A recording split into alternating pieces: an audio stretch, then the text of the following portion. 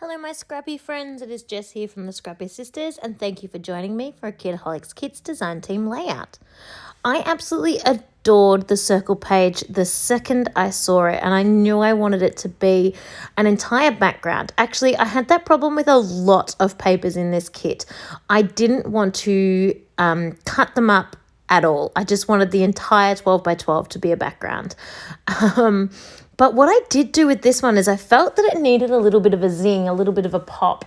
And you know how much I love to distress and cut into things. So I actually got my craft knife and carefully cut around the circles, only in the parts that didn't have the sprig, the floral intercepting them. So I didn't completely cut these off the page.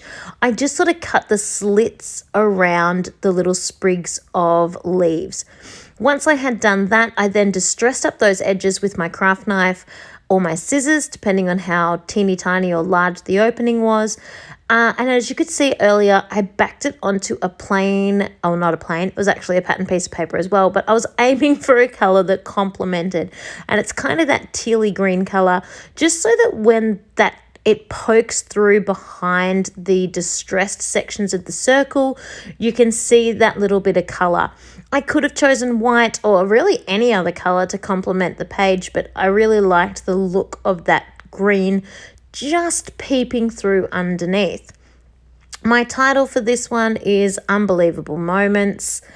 I really love that pack of titles that we got in the kit this month. There are some awesome words in here. Mostly all positive things, so I did find this one a little bit tricky because I kind of wanted a negative connotation type word for this layout, but Unbelievable Moments definitely works. You can see there that there's a picture of an x-ray and a gigantic foot. That would be me. I sprained my ankle, did a really good job of spraining my ankle, but turns out I also broke a bone in my fifth metacarpal, or however you say it, metatarsal. Yeah, I didn't do a massive break, to be honest. It's just a little slight crack, but any kind of break is fairly painful and fairly decent when it comes to your foot or really any bone of your body. I've never broken a bone before, but basically it involved going into a moon boot or a cam boot or a, don't know what else you'd call them, a boot of some description to support my foot and give me some mobility back. And I was trapped in there for a month. So really not that long, actually. I was really lucky to allow that time to heal. But of course, I lost all my strength in my foot after that and have been madly doing strengthening exercises to build that back up again. So a little bit of fun. I really have not got a good story to tell as to how or why that happened.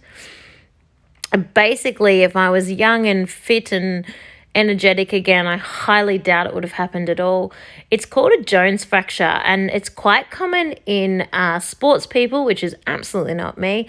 And it quite often happens in basketball players and people that do quite decent jumps, because that's essentially what I did. I was up on a teeny tiny step ladder, just 2 little steps off the ground, reaching something in the cupboard above the fridge. I then dropped that thing and was like, oh, don't step on that when you get down. And of course, when I did get down, I stepped on it and I heard the thing crunch as if it was going to break. And I was like, oh, I said don't step on that.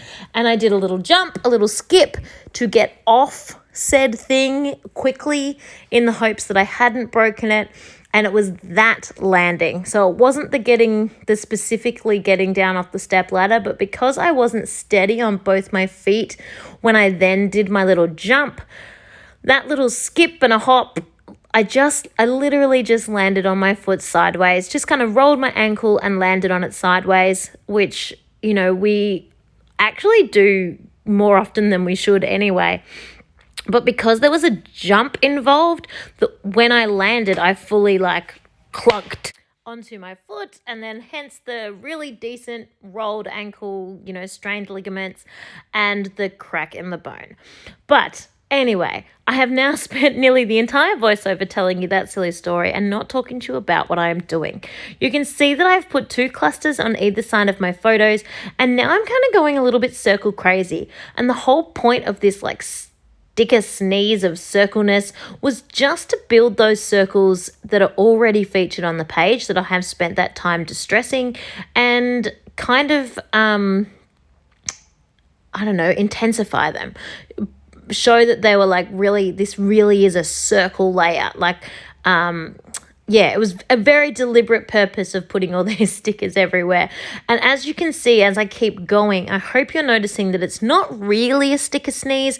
They're actually clustered little sticker groups, and they're quite distinguished. There's that sort of larger circle, a small enamel dot, a large enamel dot, and most of them also have a second sticker as well that's off the 12 by 12 sticker sheet. I think I was only like 1 or 2 of those short.